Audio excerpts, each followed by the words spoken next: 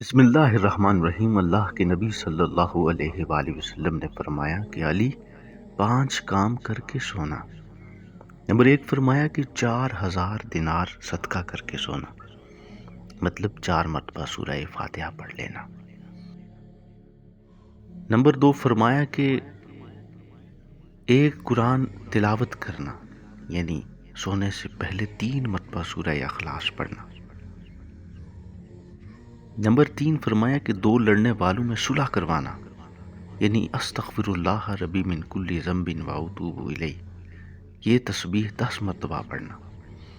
اور پھر فرمایا کہ نمبر 4 کہ جنت کی قیمت ادا کرنا، یعنی مجھ پر 10 مرتبہ درود پاک پڑھنا۔